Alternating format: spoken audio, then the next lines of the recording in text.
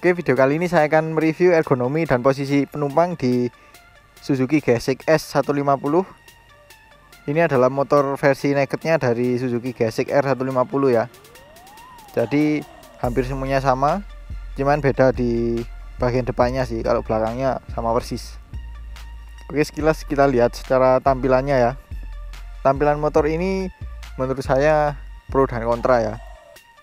Beberapa orang bilang motor ini bagus dan beberapa orang bilang motor ini biasa aja. Oke ya, daripada lama-lama langsung aja saya akan coba naik di motor Suzuki GSX S150 ini. Bagaimana posisi kaki, jangkauan kaki, kemudian jangkauan tangan.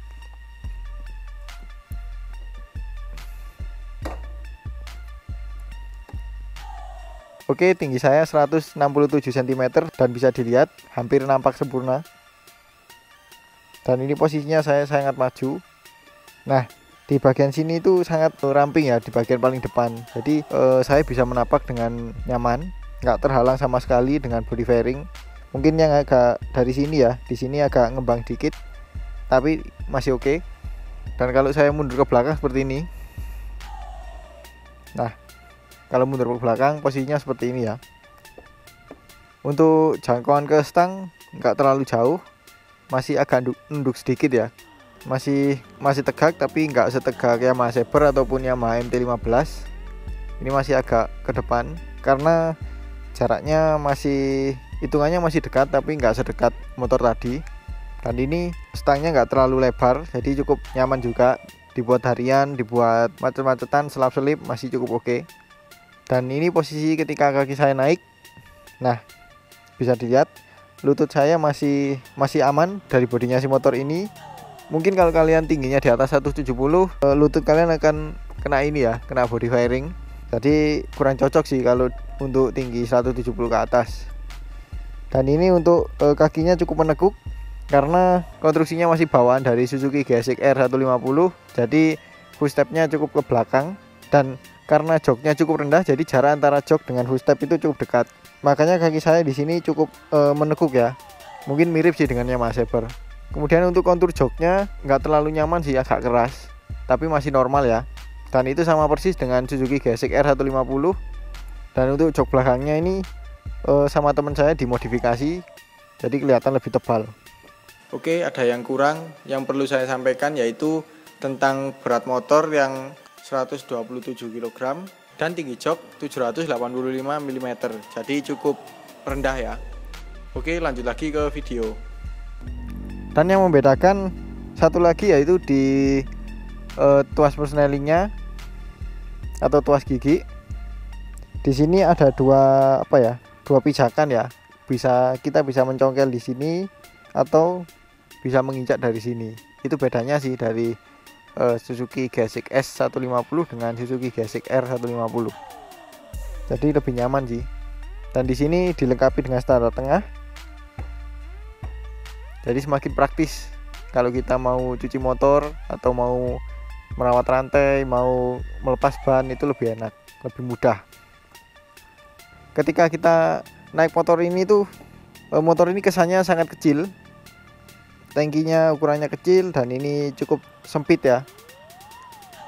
Dan di sini juga serutnya juga nggak terlalu besar, tapi masih oke sih, desainnya masih oke. Dari sini masih kelihatan kekarnya nggak besar tapi kelihatan lebih padat gitu ya. Dan ini tangkinya masih asli, bukan yang pakai cover gitu. Jauh lebih enak mana yang cover sama yang asli, ya itu selera masing-masing sih, pendapat orang kan berbeda. Kemudian kita lihat spionnya cukup enak, meskipun modelnya biasa saja, tapi untuk melihat ke belakang itu sangat jelas karena di bagian terluar itu lebih besar daripada bagian dalamnya. Jadi mudah sekali untuk melihat ke belakang. Untuk tombol-tombol di stang juga normal seperti biasanya motor sport naked pada umumnya. Di sebelah kiri ada pas beam, tombol lampu dekat, lampu jauh, lampu sein, klakson. Dan ini ada tombol modifikasi dari pemiliknya ya.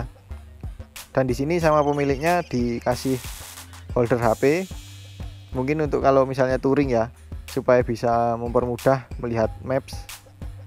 Dan di kanan juga normal, ada tombol engine kill switch dan starter.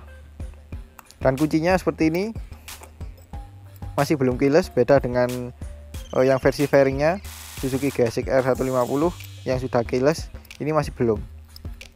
Dan ini cara menguncinya cukup praktis juga, jadi ini tinggal didorong aja seperti ini, udah tertutup. Kalau membukanya kita tetap memasukkan kunci ini, tapi tidak dengan diputar ya. Untuk membukanya cukup ditekan saja. Nah, jadi seperti itu. Terus kita lihat isi panel speedometernya, apa aja info yang ditampilkan.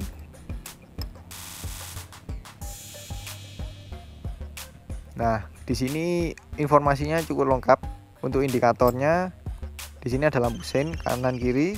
Di sini ada indikator check engine, kemudian indikator overheat, suhu overheat. Di sini ada indikator lampu jauh. Terus kemudian di sini ada shift light. Kalau misalnya motor kita di RPM tertentu sesuai dengan settingan kita, itu akan menyala. Kemudian di sini ada indikator netral. Kemudian yang di dalam sini itu di sini ada penunjuk RPM, jam, speedometer, kemudian gear indikator, kemudian penunjuk bensin, dan di sini ada odometer, kemudian trip A. Nah, ini konsumsi bensin rata-ratanya 39,7 km per liter. Ya, masih tergolong irit lah. Dan trip B juga sama 39,7 km per liter. Kemudian balik ke odometer lagi. Udah sih, itu aja. Dan di sini nggak ada average kilometer per jam ya. Jadi kecepatan rata-rata nggak ada. Tapi menurut saya sudah cukup oke lah informasi yang ditampilkan. Dan untuk menyeting jam kita bisa kombinasikan dua tombol ini. Oke, setelah ini saya akan mengajak teman saya untuk duduk di belakang. Gimana sih rasanya duduk di belakang di motor Suzuki GSX S150 ini. Dan juga dia akan mencoba untuk naik di depan sesuai postur tingginya. Gimana sih impresi dia mengenai motor ini ketika naik. Oke ya, sekarang teman saya akan mencoba duduk di depan di motor Suzuki GSX S150 ini. Gimana sih impresinya dan ergonominya seperti apa? Oke, tingginya berapa, Mbak? 158. Ya, tingginya 158 cm. Nah, bagaimana ergonominya ketika naik motor ini? Ini, Mbak.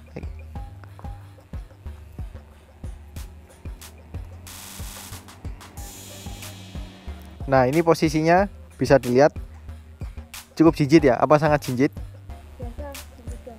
Masih jinjit normal ya. Dan berat motornya gimana? Berat apa enteng? Enteng. Katanya enteng untuk sebuah motor sport naked. Kemudian jangkauan tangannya gimana? Tangan Lumayan enak. nggak terlalu menunduk ya. Biasa. Nah, jangkauan tangannya bisa dilihat seperti ini. Masih cukup oke, nggak terlalu menunduk. Jadi masih tegak ya. Dan stangnya juga nggak terlalu lebar ya. Coba kakinya naik satu ini. Nah, kalau kakinya naik seperti ini bisa dilihat. Gimana, Mbak, rasanya? Apakah terlalu menekuk atau masih tergolong santai? Santai.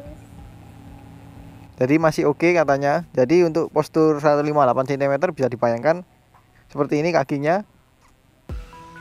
Beda ya dengan saya tadi. Kalau saya tadi cukup menekuk, kalau ini masih oke. Lututnya juga apa keganggu sama ini? Oh, enggak. Jadi masih cukup aman dari bodi ini, lututnya. Jadi lututnya masih oke lah, aman. Oke, kemudian teman saya akan mencoba duduk di belakang dan saya akan duduk di depan. Dan yang saya bahas adalah bagaimana impresi penumpang ketika duduk di belakang Suzuki GSX S150 ini.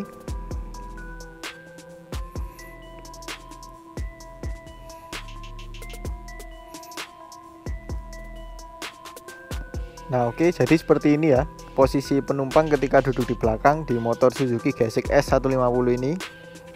Kesannya pertama, joknya tinggi apa rendah? Tinggi. Tinggi sekali ya. Nah, bisa dilihat joknya sangat tinggi. Dan untuk posisi kakinya masih nyaman. Jadi posisi kakinya masih oke. Untuk joknya ini kecil atau biasa aja? Kecil. Kecil ya, kecil dalam artian ramping ya, nggak lebar. Jadi seperti itu.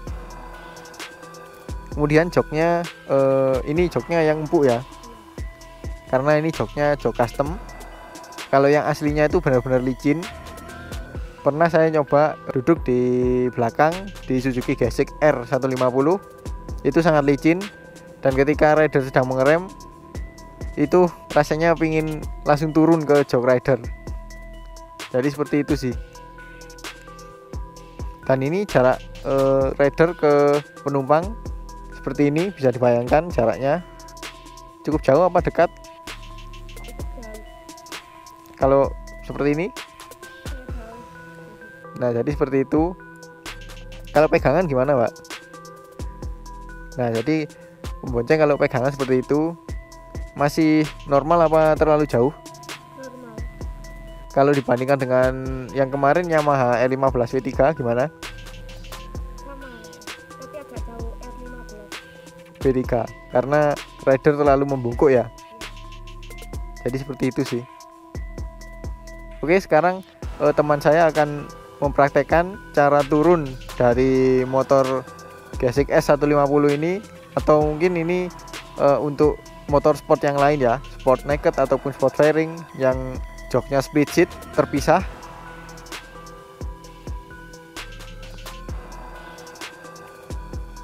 Nah jadi seperti itu kalau turun. Oke, jadi seperti itu ya video bahasan mengenai ergonomi dan posisi penumpang di motor Suzuki Gesix S150 ini. Kalau kalian suka dengan video ini jangan lupa di like. Kalau ada pertanyaan, kritik atau saran silahkan komen di bawah. Dan kalau video ini bermanfaat silahkan di share ke sosial media kalian. Dan jangan lupa untuk subscribe untuk mengikuti video-video terbaru dari saya. Dan nyalakan juga tombol loncengnya untuk mendapatkan notifikasi video terbaru dari saya. Follow juga Instagram saya di @mojo_038. Terima kasih telah menonton dan sampai jumpa di video selanjutnya.